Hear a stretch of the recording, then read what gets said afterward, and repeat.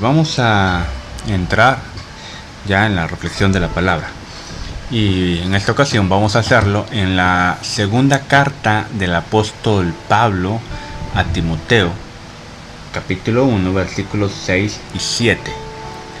Segunda carta del apóstol Pablo a Timoteo, segunda de Timoteo, capítulo 1, versículos 6 y 7. Y dice de la siguiente manera, en la versión Dios habla hoy, dice de esta manera: por eso te recomiendo que avives el fuego del don que Dios te dio cuando te impuse las manos, pues Dios no nos ha dado un espíritu de temor, sino un espíritu de poder, de amor y de buen juicio. Vamos a orar. Señor, en esta hora te agradecemos por la oportunidad que nos das de estar ahora dispuestos a escuchar tu palabra, y oramos para que ahora en este tiempo verdaderamente podamos escuchar tu mensaje, que a través de esta predicación, Padre, tu voluntad y la bendición de tu mensaje llegue a todos aquellos que estén escuchando o que vayan a escuchar esta predicación. Te rogamos, Padre, que tú nos bendigas, esa bendición que tú das en la comunión, Padre, cuando estamos presentes en tu templo, también podamos sentirla ahora. Y te pedimos que por favor tú nos hables, que verdaderamente seas tú quien nos hables. Toca nuestras vidas con tu palabra, en el nombre de Jesús. Amén. El domingo anterior, o los domingos anteriores, hemos empezado a hablar de lo importante que es tener un propósito, o conocer nuestro propósito. De lo importante que es conocer y saber cuál es la voluntad de Dios para nosotros, cuál es nuestro destino, cuál es nuestra meta, cuál es nuestro propósito. Y hemos dicho, o habíamos dicho, que hay que trabajar. Una vez que ya sabemos cuál es nuestro propósito, hay que trabajar en él, hay que dedicarnos. No podemos pensar que un día es perdido o que un día no tenemos nada que hacer, puesto que ya sabemos cuál es nuestro destino. Tenemos que trabajar para llegar a él. Pero el saber cuál es nuestro propósito y el trabajar en él no necesariamente implica que va a ser fácil. El saber cuál es nuestro destino y qué cosas debemos hacer para llegar a él no necesariamente garantiza que llegar a él será fácil, que lograr ese destino o lograr ese propósito será fácil. De hecho, es casi una garantía que va a requerir mucho trabajo, que vamos a encontrar obstáculos. Y algunas veces esos obstáculos sentiremos que son imposibles de atravesar.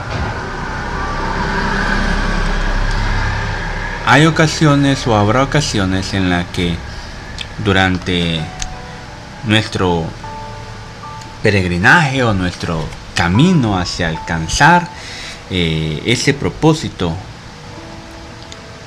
va a ser difícil, complicado, y hasta probablemente lleguemos a sentir que será imposible. ¿Qué hacer en determinadas circunstancias? ¿Qué hacer? El apóstol Pablo escribe esta carta a Timoteo, y en ella tan pronto empieza a escribir la carta después de saludar, enviar un saludo, una introducción a su carta, después de dar gracias por la vida de Timoteo y por lo que significaba él, por su familia. Después de comenzar a escribir, y tan pronto saluda y da gracias al Señor por la vida de Timoteo, Pablo le dice algo importante. Dice: te recomiendo que avives el fuego del don que Dios te dio cuando te impuse las manos.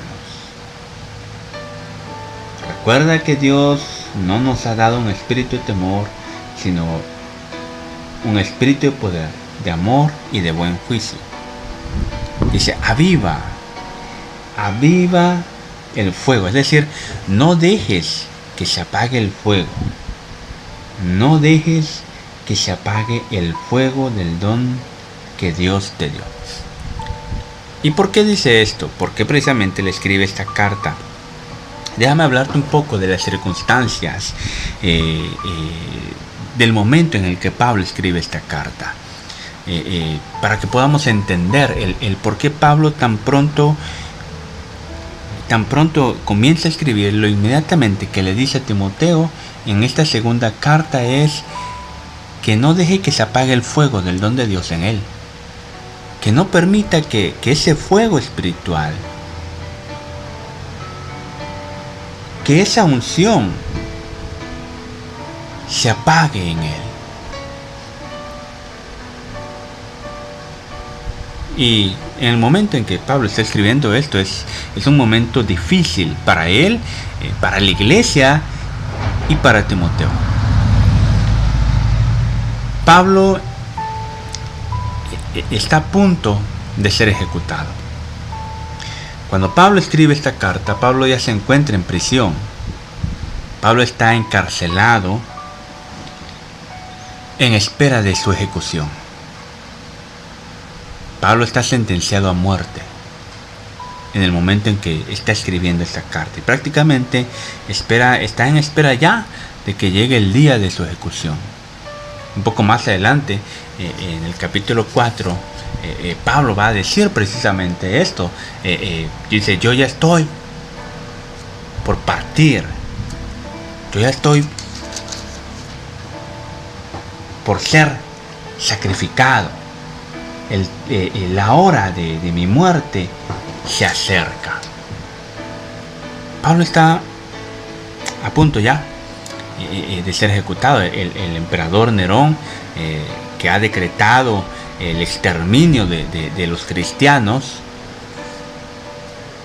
ha llevado a que a Pablo, ese gran líder que precisamente se encargó de llevar el cristianismo más allá de Jerusalén, de llevar el cristianismo a lo que entonces era el mundo conocido, de expandir el cristianismo hasta donde entonces se tenía conocido como el mundo actual de ese momento.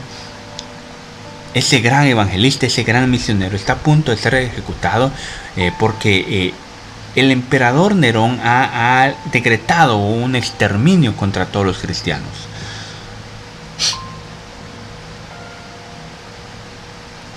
Así es que aquel que había levantado precisamente esta iglesia, aquel que había trabajado y levantado la iglesia en Éfeso, quien había llevado el mensaje del evangelio a Éfeso y había levantado una iglesia ahí, este plantador de iglesias, este evangelista, este misionero está por ser ejecutado.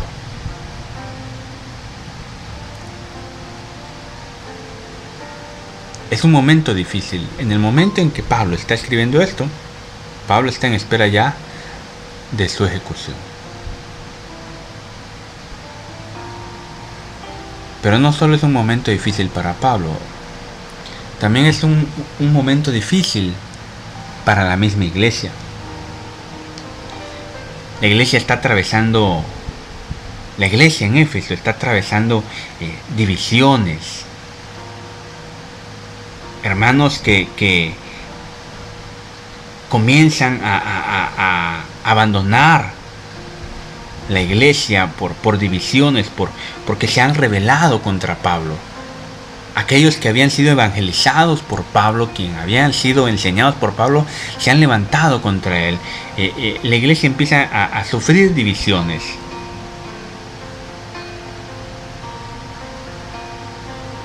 Hay falsas enseñanzas. El mensaje fiel que había enseñado Pablo a la iglesia se encuentra amenazado. se han levantado falsas doctrinas. Los propios cristianos de Éfeso que habían escuchado el mensaje empiezan a distorsionar el mensaje y empiezan a enseñar a otros un cristianismo torcido, pervertido. Así es que no solo hay divisiones dentro de la iglesia, pleitos, discordias, enemistades, también hay falsas enseñanzas. La doctrina está siendo amenazada. La sana doctrina que Pablo ha enseñado está siendo amenazada. Y otras personas más, otros cristianos más, han decidido abandonar el cristianismo. Después de haber escuchado el Evangelio, sencillamente vieron o sintieron que no podían seguir en el Evangelio y han decidido abandonar el Evangelio, han decidido abandonar el cristianismo y regresan al mundo.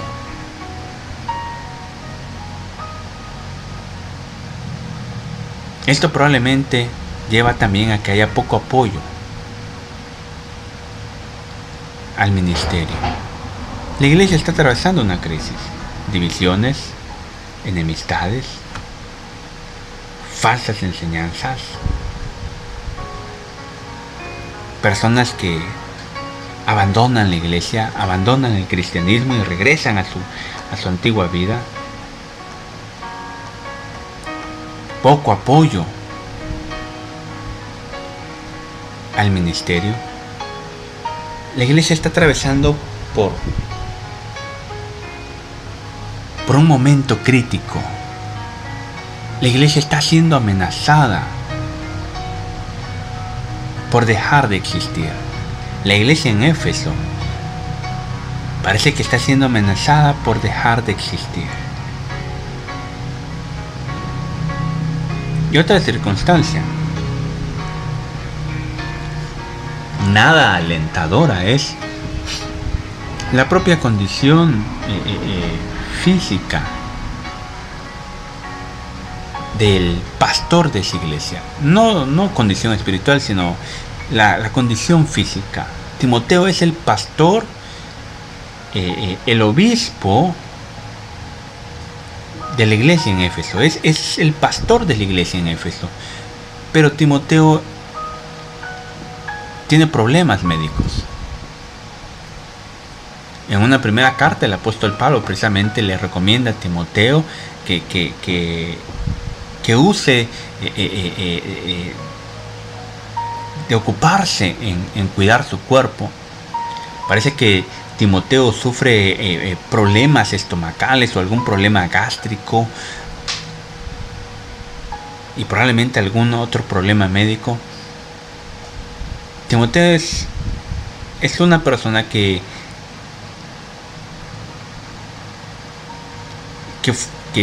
pudiera o que tiene esa capacidad, ese don, pero es una persona enferma físicamente.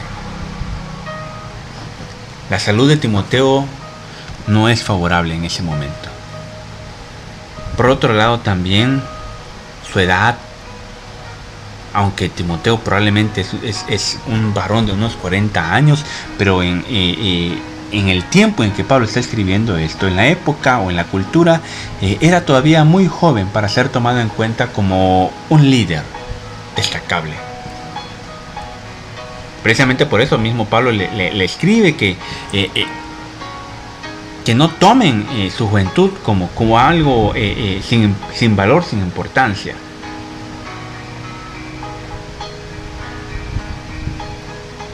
Es decir,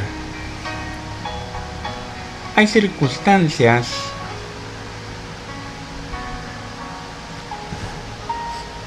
que no están nada a favor de que la misión que tenía la iglesia en Éfeso llegue a cumplirse.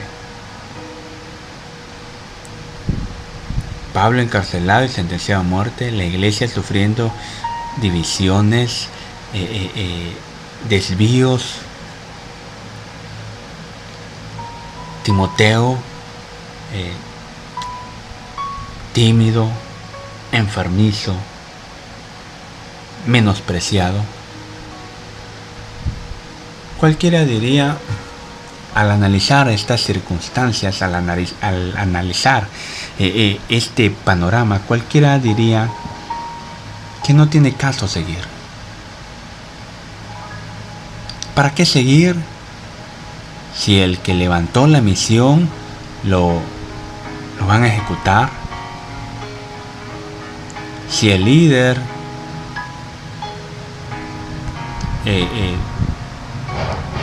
no es una persona que pueda estar al 100% en el ministerio y no es una persona que sea considerada como un líder, ¿para qué seguir si la propia iglesia no se pone de acuerdo, está dividida, está fragmentada? ¿Para qué seguir con la misión? Ante un panorama desalentador, uno pensaría que el consejo de Pablo hacia Timoteo sería: ¿sabes qué, Timoteo? Mejor descansa, mejor ya no sigas, no tiene caso, mejor ya no te sigas desgastando, no tiene caso seguir. Mira, la iglesia no responde, la iglesia no quiere hacer caso, y pues yo ya no voy a estar. Mejor ya no te canses, ya no te fatigues, ya no te enfermes más, déjalo y ya no sigas. Uno pensaría que ante un panorama así, este pudiera ser un consejo. Algunos de nosotros, cuando nos hemos encontrado en circunstancias difíciles en el camino cristiano, cuando nos hemos encontrado por obstáculos tan grandes que nos desalientan, algunas veces probablemente hemos sentido eso. ¿Qué caso tiene? Muchas familias o matrimonios que están pasando crisis,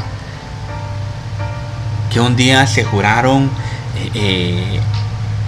amor eterno frente al altar, hoy están pensando en divorciarse porque sienten que los problemas son muy grandes, que los sobrepasan, que es más grande que aquel amor que se juraron, y están pensando: ¿para qué seguir? ¿Qué caso tiene seguir? Parece que el divorcio, la separación es la opción, la única opción. Muchas personas que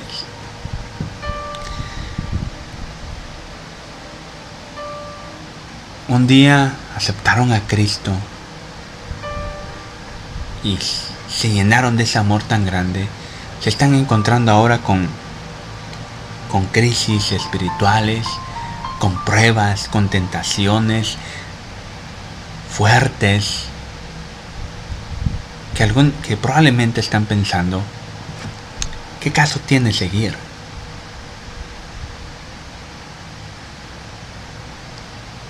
Ahora mismo lo que estamos viviendo,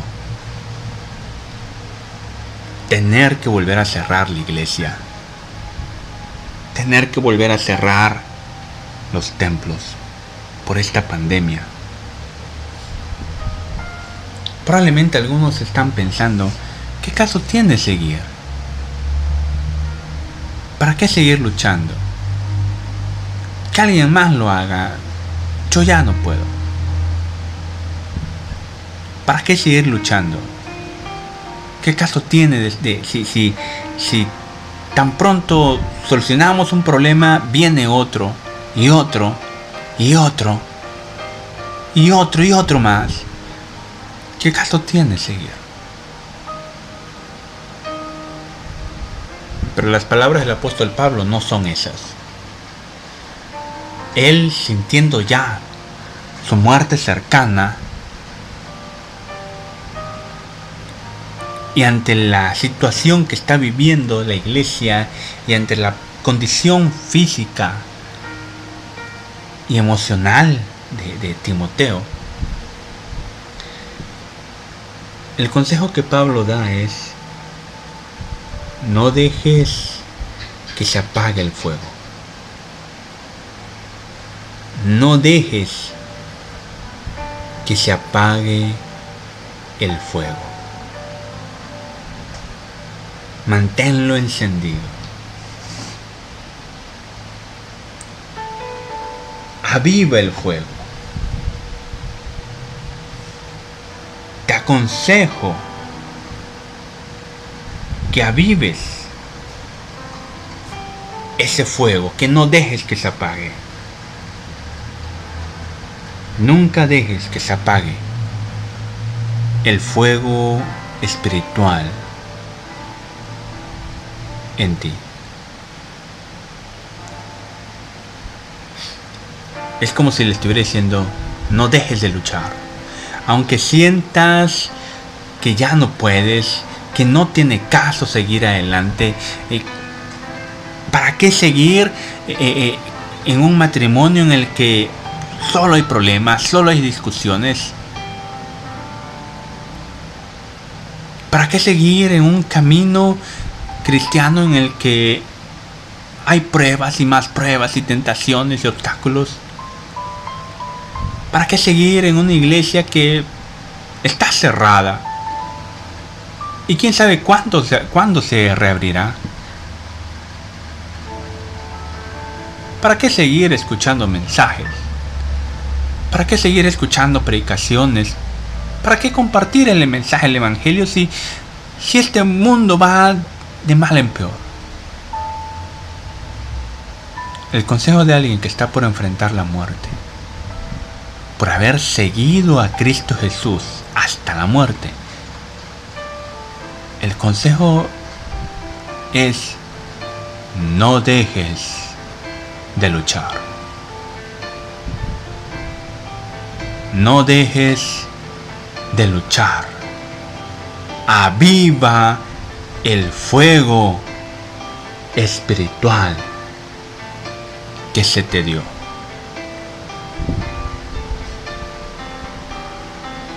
Aviva ese fuego. Porque cuando más las tinieblas quieren apoderarse de ti, cuando más la oscuridad, cuando más las tinieblas, el reino de las tinieblas quiere apoderarse, quiere encadenarte, quiere aprisionarte una vez más, quiere dominarte, lo que necesitas para vencer esas tinieblas es más luz. Es más luz. Es más fuego. Más luz.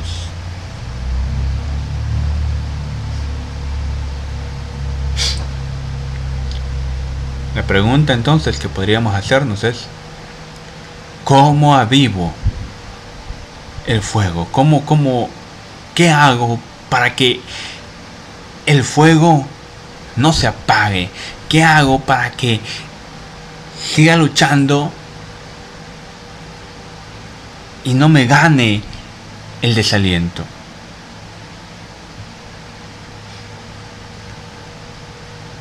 ¿Qué hago?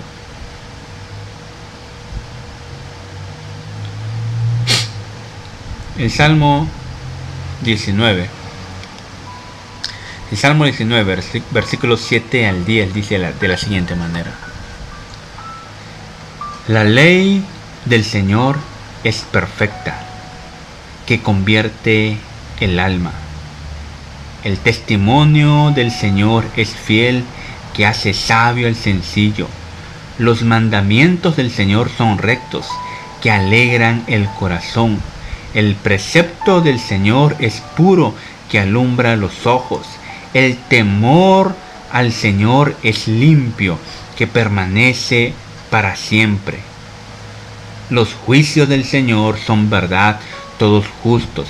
Deseables son más que el oro y más que mucho oro afinado, y dulces más que la miel que la que destila del panal.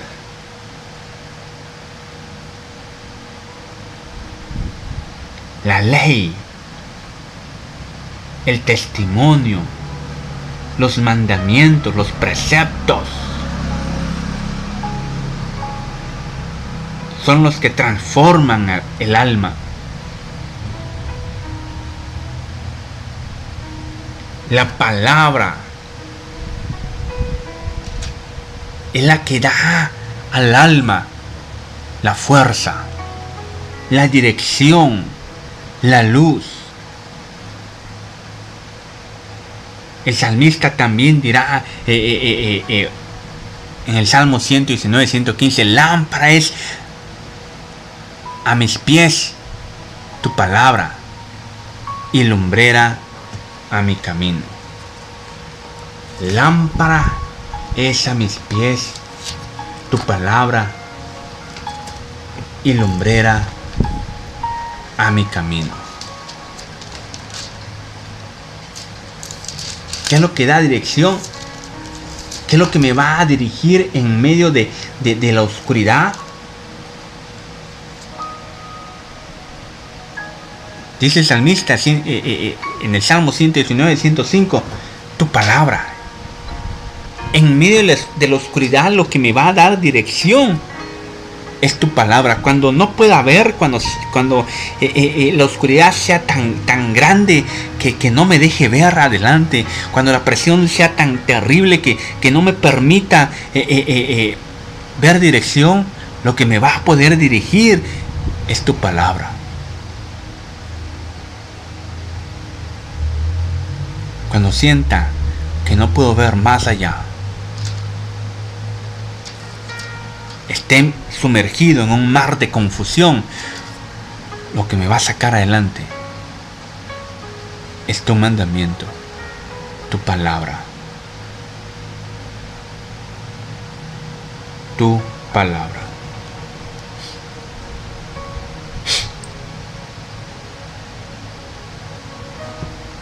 Y cuando sienta que me falta aliento para seguir, el mismo apóstol Pablo en otra de sus epístolas escribe, en otra de sus cartas, en la carta a los Filipenses, en el capítulo 4, versículos 6 al 7, dice: por nada estéis afanosos o llenos de angustia, de preocupación, sino sean conocidas sus peticiones delante de Dios en toda oración y ruego, con acción de gracias. Y la paz de Dios, que sobrepasa todo entendimiento, guardará sus corazones y sus pensamientos en Cristo Jesús.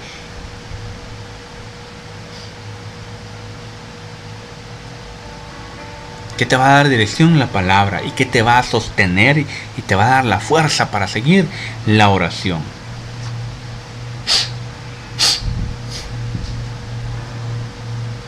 Podríamos decir que la disciplina, las disciplinas espirituales, la lectura, la meditación, la oración, la adoración, la comunión, todo lo que puedas hacer, toda disciplina espiritual que tú puedas hacer, es lo que te va a hacer seguir adelante, es lo que va a avivar ese fuego, es lo que va a avivar ese fuego espiritual, que no va a dejar que esa vida espiritual que Dios puso en ti se apague.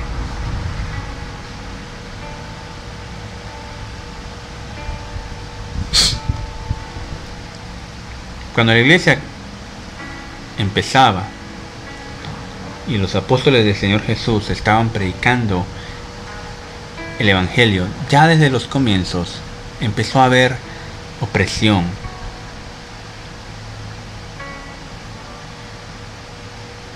El apóstol Pedro y el apóstol Juan fueron encerrados, encarcelados, y la iglesia estaba preocupada.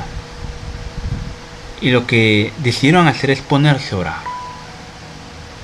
Ponerse a orar. Porque no sabían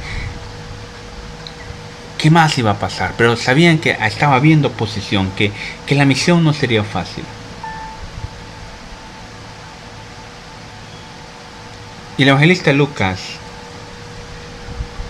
narra algo sorprendente que sucedió cuando la iglesia se puso a orar, enfrentando dificultades, cuando la iglesia comprendió que para que seguir adelante se necesitaba de fuerza espiritual.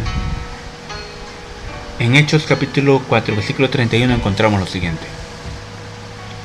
Cuando hubieron orado, el lugar en que estaban congregados tembló, y todos fueron llenos del Espíritu Santo y hablaban con valor la palabra de Dios.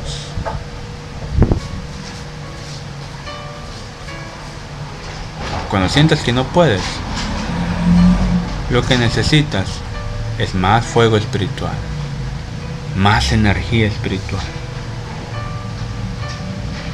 Eso no va a surgir de manera espontánea.